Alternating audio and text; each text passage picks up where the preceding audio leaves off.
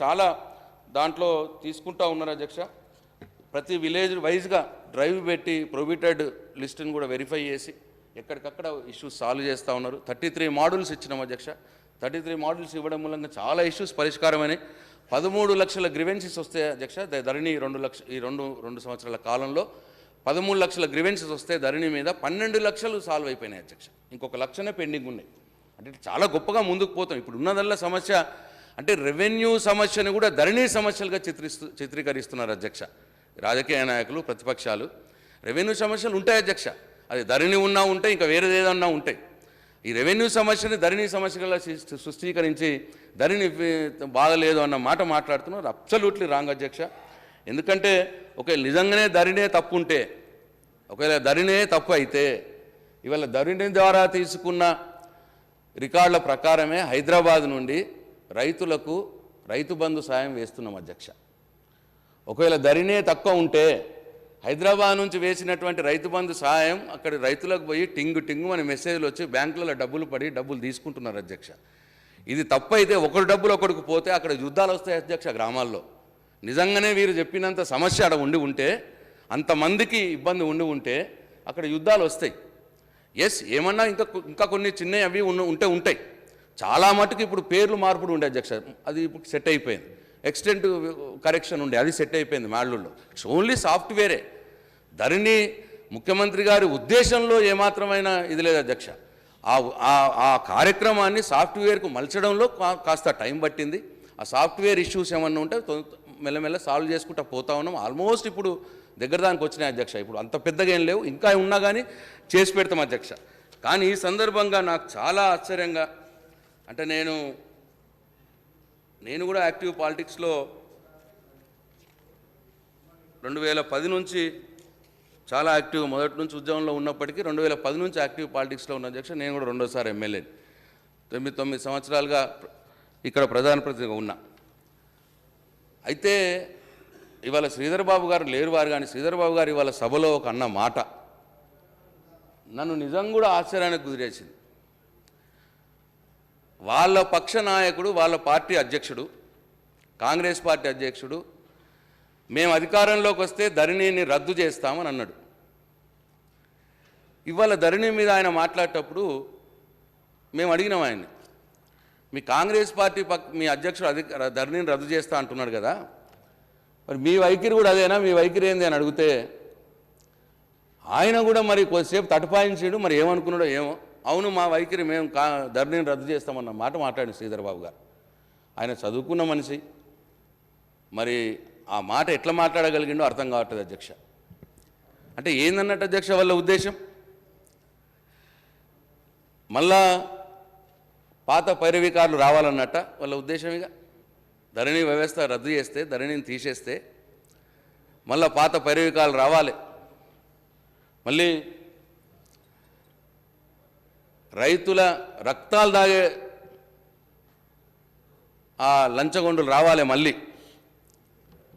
అదే పటేల్ పట్వారీ ఆ వ్యవస్థ మళ్ళీ రావాలన్న ఉద్దేశమా శ్రీధర్ బాబు గారిది?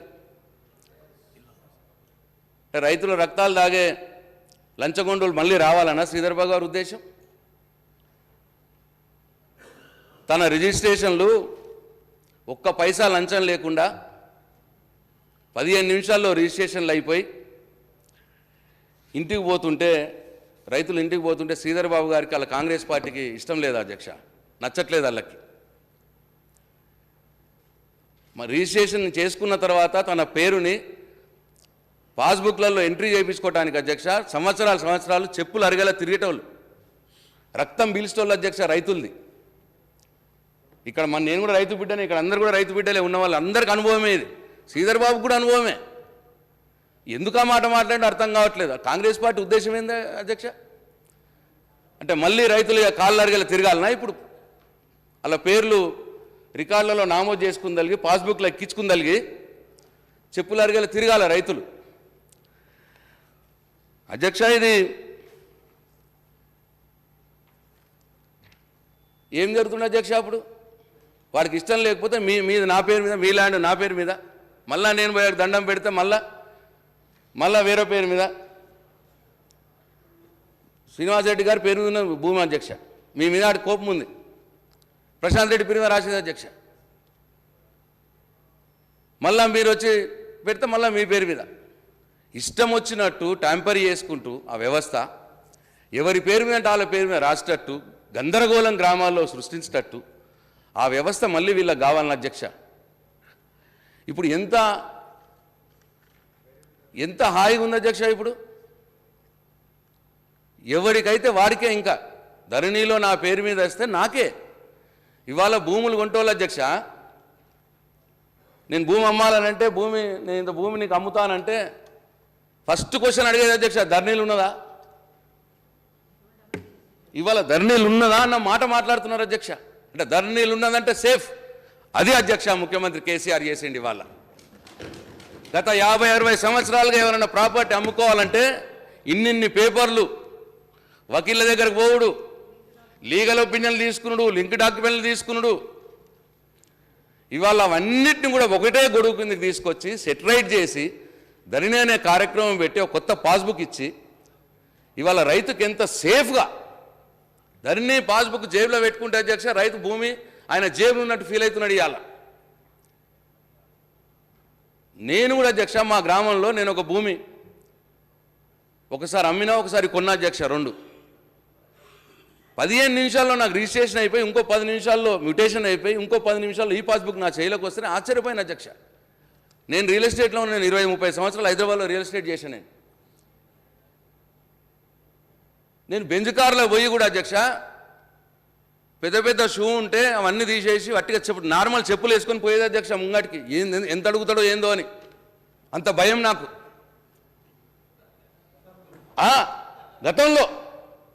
గతంలో అధ్యక్ష పోతే ఏమడుగుతాడో ఏమోయడని చెప్పి సాదా బట్టలు వేసుకొని వట్టి చెప్పులు వేసుకొని కారు దూరంగా ఆపుకొని నడుచుకుంటూ పోయేది అధ్యక్ష. ఆ పాత రోజులు కావాలన్నా ఇప్పుడు వీళ్ళకి? రైతులు ఎవ్వరు కూడా ఇబ్బంది పడతలేరు అధ్యక్ష ధరణి ద్వారా. మా కాంగ్రెస్ పార్టీ నాయకులు తప్ప వాళ్ళ నాయకుడు వాళ్ళ అధ్యక్షుడు ఆఫీస్ పెట్టుకొని, ప్రైవేట్లో ఆఫీసులు పెట్టుకొని ఆర్టీఏల ద్వారా డీటెయిల్స్ తెప్పించుకొని ఏ భూమికి ఏం లింకు పెట్టాలనో ఆలోచించి డబ్బులు సంపాదించే రకం అధ్యక్ష. ఇప్పుడు లింకులు పెట్టడం కుదరట్లేదు అలా నాయకుడికి. ఇప్పుడు లింకులు పెట్టడం బంద్ అయిపోయింది. ఇప్పుడు ట్యాంపర్ చేసుడు లేదు, ఎవరి చేలో ఏం అధికారం లేదు. ఇవాళ ధరణి పాస్బుకే సుప్రీం. అందుకే అలా బాధ అధ్యక్ష. మళ్ళా పాత రోజులు రావాలి, రికార్డులు మార్చాలి, పాస్బుక్లు మార్చాలి. ఆ కోరికతో ఉన్న వాళ్ళ అధ్యక్ష. అందుకే ధరణిని రద్దు చేస్తామంటున్నారు. ఇవాళ బ్యాంకులో పోతే అధ్యక్ష, బ్యాంకులో ఇంతకుముందు బ్యాంకులో లోన్ తీసుకోవాలనుకుంటే ఈసీలు, లింక్ డాక్యుమెంట్లు, లీగల్ ఒపీనియను 2 నెలలు పట్టదు అధ్యక్ష. అవి దేనికి, పేపర్లు దేనికి? ఇప్పుడు సింపుల్ ధరణి పాస్బుక్ ఉన్నదంటే చాలు బ్యాంక్ లోన్ శాంక్షన్. ధరణి పాస్బుక్ ఒక్కటి ఉన్నదంటే చాలా అధ్యక్ష బ్యాంక్ లోన్ శాంక్షన్ అవుతాను. బట్ ధరణి పాస్బుక్ తోటి కొడుతున్నాడు, లోపల మొత్తం రికార్డు చూస్తున్నాడు, సిస్టంలో శాంక్షన్ అంటున్నాడు అధ్యక్ష. అంత ఫుల్ ప్రూఫ్ ప్రొటెక్షన్ ఇవాళ తెలంగాణ రైతాంగానికి గౌరవ ముఖ్యమంత్రి కేసీఆర్ అందించారు అధ్యక్ష. ఇవాళ ప్రొటెక్షన్ని తీసేయాలని చెప్పి కాంగ్రెస్ పార్టీ నాయకులు ఇవాళ ధరణిని రద్దు చేస్తామంటున్నారు అధ్యక్ష. ఐఎమ్ వెరీ సారీ అని శ్రీధర్ బాబు గారు, పాపం ఆయన అటువంటి వాడు కాదు. కానీ వాళ్ళ అధ్యక్షుడికి లొంగి, వాళ్ళ అధ్యక్షుడు మాట అన్నాడు కదా అని కమిట్ కావాలా, ఇక మా అధ్యక్షుడు ఒకటి అన్నాడు కదా నేను వెనుకపోతే బాగోదు అన్న దాంట్లో అన్నాడా, లేకపోతే ఆయనకు కూడా అదే అలవాటు ఉన్నదా నాకు అర్థమవుతుంది అధ్యక్ష. చాలా అన్యాయం. మళ్ళీ పాత పటేల్ పట్వారీలు, మళ్ళీ పాత లంచగొండులు, పాత పైరవికారులు, కబ్జాలు, దాదాలు, గూండాలు, మళ్ళీ వీళ్ళందరినీ చూడాలనుకుంటున్నారు అధ్యక్ష. ఈ జనం కాంగ్రెస్ పార్టీకి ఈ ప్రజల బాధలు పడాలని ఉన్నదా? వాళ్ళ విజ్ఞతకే అవలస్తున్నాం అధ్యక్ష. అందుకే అధ్యక్ష కాంగ్రెస్ పార్టీ రోజు రోజుకు తగ్గుతా పోతున్నారు. అక్కడ ఇటువంటి ప్రజా వ్యతిరేక ఆలోచనలు, ప్రజా కంటక ఆలోచనలు వాళ్ళు కలిగి ఉన్నారు కాబట్టి వాళ్ళకు ఆదరణ రోజు రోజుకు తగ్గుతూ ఉన్నది అధ్యక్ష. ఈ రాష్ట్రంలో కావచ్చు, దేశంలో కావచ్చు. ఇప్పటికైనా వైఖరి మార్చుకోవాలి కాంగ్రెస్ పార్టీ. ధరణి రద్దు అనే నిర్ణయం వైఖరి మార్చుకోవాలి. అప్పుడే వాళ్ళకు పుట్టగతులు ఉంటాయి అధ్యక్ష, లేకపోతే వాళ్ళకి పుట్టగతులు కూడా ఉండవు.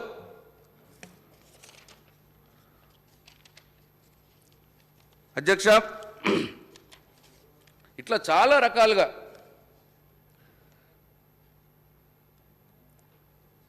ఇదొక విప్లవాత్మకమైన నిర్ణయం, రైతులకు ఒక ఫ్రెండ్లీ కార్యక్రమం ఇది. ఇటువంటి దాన్ని రైతులందరూ హర్షిస్తున్నారు అధ్యక్ష. 24 లక్షల ట్రాన్సాక్షన్లు అయినాయి అధ్యక్ష 2 సంవత్సరాలలో. 24 lakhs మామూలు విషయం కాదు అధ్యక్ష. 24 లక్షల మంది సంతోషంతో ఉంటుంటే ఒకళ్ళు ఇద్దరికో ఇబ్బందులు జరిగితే అవి చెప్పొచ్చు, ప్రభుత్వ దృష్టికి తీసుకురావచ్చు, అవి సాల్వ్ చేసుకుంటాం అధ్యక్ష.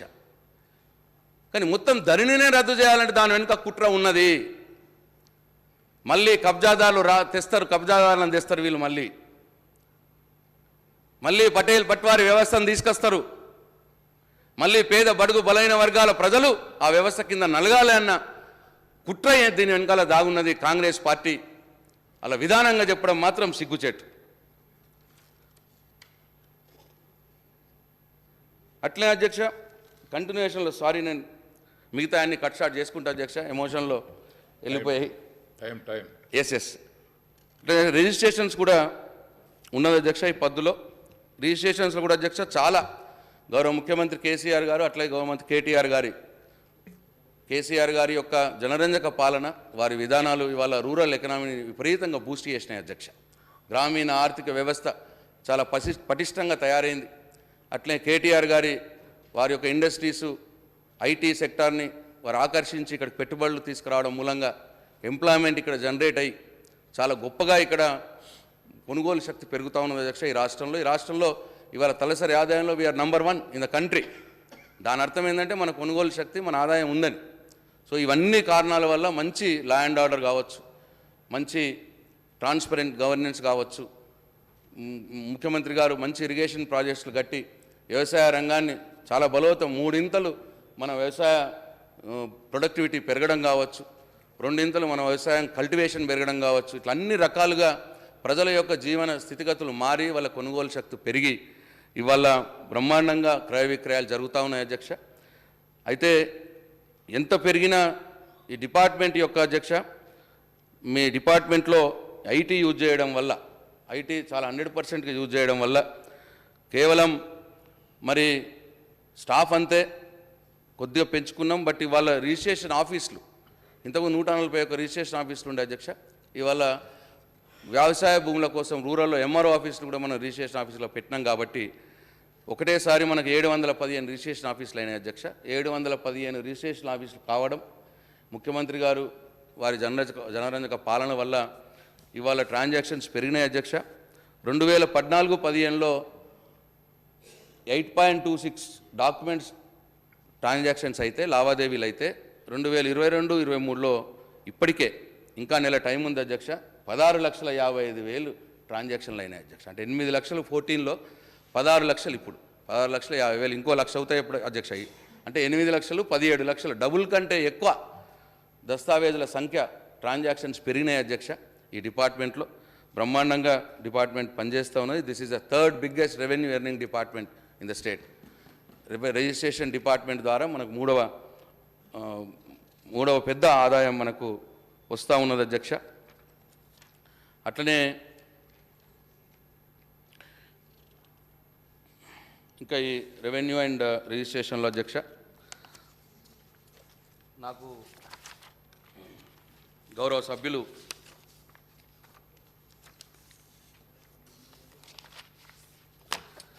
శ్రీధర్ బాబు గారు వారు లేరు, మరి చాలా అడిగినారు, పోయినారు. ఉన్నారా? ले हाँ बोलते साहब, आपका भी, आपका पहले बोल दूँ, मैं थोड़ा कंप्लीट कर देता हूँ. శ్రీధర్ బాబు గారు ధరణి పోర్టల్ ద్వారా అదే సమస్యలు ఉన్నాయని ఇంతకుముందు చెప్పిన అధ్యక్ష. 24 లక్షల ట్రాన్సాక్షన్స్ అయినాయి. గ్రివెన్సెస్ ఉంటే 33 మాడ్యూల్స్ ద్వారా 13 లక్షల గ్రివెన్సెస్ ఉంటే 12 లక్షల గ్రివెన్సెస్ క్లియర్ చేసినాం అధ్యక్ష. అట్లా 90% ఎవరైతే కంప్లైంట్స్ పెండింగ్లో ఉన్నాయో, గ్రివెన్సెస్ ఉన్నాయో 90% గ్రివెన్స్ అన్ని కూడా తీసేసినాం అధ్యక్ష. అట్లనే కొద్దిగా ఇష్యూ ఉండే, ఈ ప్రొవిటెడ్ లిస్ట్ ఇష్యూ ఉండే, ఇప్పుడు గ్రామాల వారీగా పోయి ప్రొవిటెడ్ లిస్టులు అన్నీ కూడా క్లియర్ చేసినాం అధ్యక్ష. అది కూడా సాల్వ్ అయిపోయింది. అట్లనే జర్నలిస్టులకు కేటాయించిన భూమిని భూపాలపల్లి జిల్లాలో కలెక్టరేట్ కాంప్లెక్స్కి రోడ్ వేసినారన్నారు. ఇది కోర్టు పరిధిలో ఉన్న కోర్టులో కేసు ఉన్న అధ్యక్ష. బట్ ఏదైనా జర్నలిస్టులకు అన్యాయం జరగనీయం. ఒకవేళ అటువంటి పరిస్థితి ఉంటే డెఫినెట్గా జర్నలిస్టులకు ఆల్టర్నేట్ ల్యాండ్ చూపించో వాళ్ళని డెఫినెట్గా వాళ్ళకు తగిన పరిష్కారం చేస్తాం అధ్యక్ష. అట్లనే అసైన్ టెనెన్సీ భూముల్లో వచ్చే సమస్యలపై అన్ని పార్టీల ప్రజాప్రతినిధులు కమిటీ వేయాలన్నారు. పరిశీలిస్తాం అధ్యక్ష. ముఖ్యమంత్రి గారి దృష్టికి తీసుకెళ్తాం.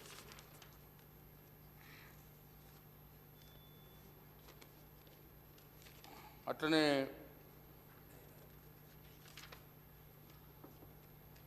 అసైన్ ల్యాండ్స్లో అసైన్ ల్యాండ్స్ తీసుకొని పబ్లిక్ పర్పసెస్ వాడుతున్నారు అని చెప్పి అన్నారు అధ్యక్ష. మేమైతే అట్లా మా దృష్టికి లేదు. నేను స్పెసిఫిక్గా ఎక్కడన్నా తీసుకొని ఉంటే ఆయా గ్రామాల నుంచి ఎక్కడన్నా ఉంటే మా దృష్టికి తెస్తే వారికి తగిన విధంగా న్యాయం చేస్తామని తమ ద్వారా వారికి మనం చేస్తున్న అధ్యక్ష. అట్లనే Gangaram village of Manthani government land is resumed by the government and used for public purpose. డెఫినెట్గా అది తెప్పించుకొని చూస్తాం అధ్యక్ష గంగారం విలేజ్ నుంచి. అట్లనే రంగారెడ్డి జిల్లాలో అదే 8 లక్షలు కొని 1,30,00,000కి అమ్ముతున్నది గవర్నమెంట్ ఫార్మాసిటీ ఉన్నది. తప్పు అధ్యక్ష, అది కరెక్ట్ కాదు. మా కేటీఆర్ గారు కూడా చెప్పారు. అది అది అసలు ఎవరికి అమ్మలేదు అధ్యక్ష. ఇప్పటికీ ఫార్మాసిటీలో 1 ఎకరం కూడా వేరే వాళ్ళకి ఇవ్వలేదు. కోటి సంగతి ఎట్టు కోటి లేదు, ఏమీ లేదు అధ్యక్ష. ఇప్పటికీ ఎవరికి ఇవ్వలేదు. అట్లనే చిన్న కాళేశ్వరం వారి కాన్స్టిట్యున్సీలో ఈ చిన్న కాళేశ్వరము మాధవపూరు ఈ ప్రాంతాల్లో గోదావరి బ్యాక్ వాటర్ వచ్చి భూములు మునుగుతున్న ఇబ్బంది జరుగుతున్నది అంటున్నారు అధ్యక్ష. డెఫినెట్గా మన భూములకు ఇబ్బంది జరగకుండా చూడడమా లేకపోతే వారికి ఏమన్నా వారి భూములను తీసుకోవడం ఏదో ఒకటి గౌరవ ముఖ్యమంత్రి గారి దృష్టికి తీసుకుపోయి సమస్యకు పరిష్కారం చూపిస్తాం అధ్యక్ష. అట్లనే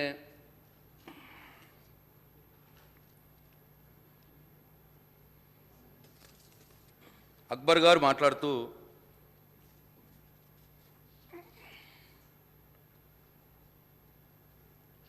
వక్ఫ్ ల్యాండ్స్ గురించి వాళ్ళు మాట్లాడడం జరిగింది అధ్యక్ష. వారు ఎప్పుడు కూడా ప్రతి సభలో ఆ వక్ఫ్ ల్యాండ్స్ మీద వారి కన్సర్న్ ఉన్నది అధ్యక్ష. వారి కన్సర్న్ 100% అది జెన్యూన్ కన్సర్న్ అధ్యక్ష. తప్పకుండా ఈ ప్రభుత్వం కూడా చిత్తశుద్ధితోటి వక్ఫ్ ఆస్తులు పరిరక్షించే విధంగానే ప్రయత్నం చేస్తూ ఉన్నది. దీనికి ప్రాసెస్ కూడా స్టార్ట్ చేస్తాం అధ్యక్ష.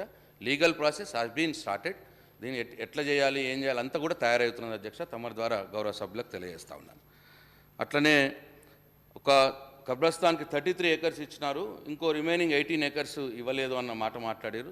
తప్పకుండా గౌరవ ముఖ్యమంత్రి గారు దృష్టి తీసుకుపోయి ఈ 18 ఎకరాలు కూడా ఇప్పించే ఏర్పాటు చేస్తామని తమ ద్వారా గౌరవ సభ్యులకు మనం చేస్తున్న అధ్యక్ష. అట్లే బండ్లగూడ ఆజంపూర్లో రిజిస్ట్రేషన్ ఆఫీస్ లాస్ట్ టైం కూడా అడిగినారు అధ్యక్ష. నేను ఆల్రెడీ ఆఫీసర్కి చెప్పున్నాను అధ్యక్ష. దాని ప్రాసెస్ రెడీ అవుతున్నది. తప్పకుండా ఇక్కడ రిజిస్ట్రేషన్ ఆఫీస్ కడతాము, తొందరలోనే అది పని టేకప్ చేస్తామని చెప్పి తమ ద్వారా మనం చేస్తున్నాం అధ్యక్ష. అట్లనే ఈ వక్ఫ్ ప్రాపర్టీస్ రెంట్స్ బహుశా మరి వారు చెప్తారేమో. వక్ఫ్ ప్రాపర్టీస్ రెంట్స్ని కరెక్ట్ మానిటర్ చేయాలన్న మాట మాట్లాడారు. డెఫినెట్గా దీనికి ఒక సిస్టమ్ని క్రియేట్ చేసి వక్ఫ్ ప్రాపర్టీ రెంట్స్ అన్ని కూడా మానిటర్ చేసే విధంగా ముఖ్యమంత్రి గారితో మైనార్టీ వెల్ఫేర్ మినిస్టర్ గారితో మాట్లాడతాం అధ్యక్ష. అట్లనే రఘునందన్ రావు గారు మాట్లాడుతూ వారు కూడా లేరా మా సభ్యులు ఉన్నారు. ఈ కొత్తగూడెం జిల్లా అశ్వరవేట మండలంలో కన్నాయగూడెం రామన్నపేట గ్రామాల్లో పాత అసైన్ పేర్లలో ధరణిలో నమోదు కాలేదన్నారు అధ్యక్ష. ఇక్కడ ఈ భూముల్లో కొద్దిగా డిస్ప్యూట్ ఉందని నాకు రిపోర్ట్ వచ్చింది అధ్యక్ష. డెఫినెట్గా డిస్ప్యూట్ క్లియర్ చేసి వారందరికీ తగిన చర్యలు తీసుకుంటాం, వారికి సాయం చేసే విధంగా అని చెప్పి మనం చేస్తున్నాం అధ్యక్ష. ఇట్లా సాదా బైనామా గురించి కూడా ఇప్పుడు చెప్పుకున్నాను. 22A ప్రొవిటల్ లిస్ట్లో హైదరాబాద్ ఇన్ అరౌండ్ ప్లేసెస్లో చాలా ల్యాండ్స్ 22Aలో పెట్టినారు అని అన్నారు. కొన్ని జరిగినాయి అట్లా. అయితే ఇప్పుడు దానికి కూడా సొల్యూషన్ వచ్చింది. ఆ 22Aలో ప్రొవిజన్ లిస్ట్లో పెట్టిన అన్నీ కూడా క్లియర్ చేసేందుకు మా యంత్రాంగం సిద్ధంగా ఉన్నది, సంసాయిత్తమైంది, అది పని జరుగుతుందని చెప్పి తమ ద్వారా సభ్యుడికి మనం చేస్తున్నాం అధ్యక్ష. అట్లనే ఇబ్రహీంపూర్ తాండాలో ఫారెస్ట్ రెవెన్యూ డిస్ప్యూట్ ఉందన్నారు. డెఫినెట్గా ఆ డిస్ప్యూట్ ఇప్పుడు అన్నీ ఈ పోడు ఇష్యూస్లో వచ్చినప్పుడు కూడా అవన్నీ కూడా క్లారిఫై అవుతాయి. తొందరలోనే ఆ ఇష్యూని కూడా సార్ట్అవుట్ చేస్తామని తమ ద్వారా సభ్యుడికి మనం చేస్తున్నాం అధ్యక్ష. అట్లనే దుబ్బాక మండలం కాటారం, శివాజీనగర్, పోతిరెడ్డిపల్లె గ్రామాల్లో గతంలో అసైన్డ్ పట్టా హోల్డర్స్ ప్రస్తుతం ధరణిలో నమోదు కాలేవన్నారు. ఈ నాకు వచ్చిన రిపోర్ట్ అధ్యక్ష, ఈ ల్యాండ్స్లలో పీఓటీ కేసెస్ ఉన్నాయంట. పీఓటీ కేసెస్ ఉన్నాయి కాబట్టి వీటిని పరిశీలించి తగిన చర్యలు తీసుకోబడతాయి అధ్యక్ష. అట్లనే నారాయణపురం గ్రామం వరంగల్ జిల్లాలో మహబూబాద్ జిల్లాలో కేసముద్రం మండల్ మహబూబాద్ మండలంలో 1827 ఎకరాలకు 1200 మంది రైతులకు సంబంధించిన భూమి వాళ్ళకు ధరణిలో ఎక్కట్లేదన్నారు. లేదా ఆ ప్రాసెస్ స్టార్ట్ అయిపోయింది అధ్యక్ష. ఇప్పటికే TM33 మోడల్ ద్వారా 788 ఎకరాలు ధరణిలో ఎక్కింది అధ్యక్ష. ఇంకా 1200లో 788 ఎకర్స్ ఎక్కింది. మిగతావి కూడా ఇన్ ప్రాసెస్లో ఉన్నాయి. అవన్నీ కూడా క్లియర్ అయిపోతుంది అధ్యక్ష.